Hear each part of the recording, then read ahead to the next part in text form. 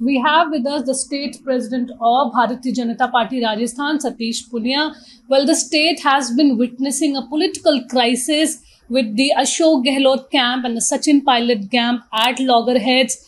There are, talks of the replacement of the chief minister, the current chief minister Ashok Gehlot. At the same time, all this is also linked with the presidential polls that are going on in the Congress. Let's try and understand from Mr. Punia, what is the BJP strategy? How is it viewing it? Sir, आप लोग इसको किस तरह से देख रहे हैं? एक तरह से घमासान मचा हुआ है कांग्रेस में, राजस्थान में। देखिए, झगड़ा तो उनका है, वो कहेंगे भी कि हमारे घर का झगड़ा है, लेकिन उनके घर के झगड़े से नुकसान राजस्थान की जनता को हुआ है। 2018 में शुरू हुआ था राजभवन से, जब दो मुख्यमंत्रियों के नारे लगे थे। हमारी तकलीफ ही है कि पिछले 4 वर्षों में इस किस्सा कुर्सी का समाधान केंद्र के कांग्रेस पार्टी के आलाकमान ने नहीं किया, और ये जो अंतर्कलह है, अल्टीमेटली इसका नुकसान राजस्थान के विकास को हुआ, जनता को हुआ। आज अपराध चरम सीमा पर है, भ्रष्टाचार चरम सीमा पर है, किसान परेशान है, नौजवान हैरान है। तो कुल मिलाकर जो अराजकता हुई है उसकी दोषी कांग्रेस पार्टी। ये तो रोज खेलेंगे, रोज नेता बदलेंगे, लेकिन राजस्थान की जनता को नुकसान हो उसकी भरपाई कौन करेगा? और इसलिए हमें अफसोस है कि जिस पार्टी को राजस्थान की जनता ने मैंडेट दिया, आज वो उनके साथ ठगी कर रही है, तो तकलीफ होती है। आप लोग क्या गवर्नमेंट फॉर्म करने के लिए कोई स्टेक करेंगे क्लेम, या आप लोग इसको बस देख रहे हैं, वेट एंड वॉच की पॉलिसी है, क्या है? देखिए, जो आम चुनाव है स्टेट के, उसमें बहुत ज्यादा वक्त नहीं है, और मोटे तौर पर एक जो सामान्य रणनीति या जो परिस्थिति समझ में आ रही है कि हम 23 तक इंतजार करें। हमारे लिए पर्याप्त समय भी है।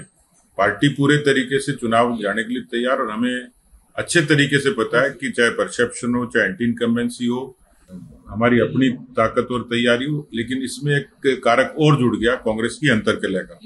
ये चारों ही कारक पार्टी को मजबूती देने के लिए पर्याप्त है। बीजेपी को सत्ता में आने से अब कोई रोक नहीं सकता। तो बीजेपी प्रेसिडेंशियल रूल या इसकी कोई बात नहीं करेगा, वो सिर्फ इलेक्शन की तैयारी करेगा? उसकी आवश्यकता नहीं, और हम लोग चुनाव के लिए पूरे तरीके से तैयार है। हमारी अपनी गतिविधियां शुरू हो गई। सचिन पायलट जी का कई बार पहले भी एक रिबेलियन हुआ था, तब कहा गया था वो बीजेपी आएंगे। क्या इस समय वो बीजेपी आएंगे? आपको लगता है कि पार्टी उनको एक्सेप्ट करेगी बीजेपी? देखिए, हमारे यहाँ तो ऐसी कोई चर्चा है नहीं। पॉलिटिकल गॉसिप है जो हर किसी कॉर्नर पे होती है। अब क्योंकि काल्पनिक सवाल है, भविष्य में क्या होगा उससे तो अभी कहा नहीं जा सकता। परिस्थिति कोई होगी तब विचार करेंगे। फिर भी केंद्रीय आलाकमान इस बात के लिए अधिकृत और सक्षम है कि जब कोई ऐसी परिस्थिति आती तो क्या निर्णय होता है, लेकिन अभी कोई चर्चा नहीं। पर इस पूरे जो एक तरह से एपिसोड हुआ है, इसमें एक तरह से गवर्नेंस बहुत हिट हुई है। जो ये पूरा एपिसोड एक पहले भी हो चुका है, रिबेलियन सचिन पायलट ने जो किया था, अब ये दोबारा हो रहा है। तो एक तरह से कहा जाता है कि जो जनता के जो सारे मुद्दे हैं वो पीछे चले जाते हैं। मैंने कहा कि राजस्थान में 4.5 लाख करोड़ से ज्यादा का कर्जा है, विरासत में है। अभी 8 लाख मुकदमे दर्ज हो गए, 17 बलात्कार रोज होते हैं, 7 हत्याएं होती हैं, 60 लाख किसानों को कर्जा माफी का वायदा करके किया नहीं, 70 लाख बच्चों ने परीक्षा दी, नौकरी 1 लाख को दी है, हर 12 किलोमीटर पे एक अधिकारी कर्मचारी ट्रैप होता है। कुल मिलाकर ये सरकार की वानगी है, जो पिछले 4 सालों में मुख्यमंत्री अशोक गहलोत कुर्सी बचाने में व्यस्त रहे, लेकिन राजस्थान की जन सुरक्षा पर उनका कोई सरोकार नहीं था। इसलिए इस पार्टी से ये कितने मुख्यमंत्री बदल ले, कितने चेहरे बदल ले, लेकिन हकीकत को नहीं बदल सकते। आज जो जनाक्रोश कांग्रेस के खिलाफ एस्टेब्लिश हो चुका, उसको मुझे लगता है कि देवी देवता भी उसको दूर नहीं कर पाएंगे। हमारे साथ बात करने के लिए बहुत बहुत धन्यवाद। This is Neelam Pandey reporting for the tweet.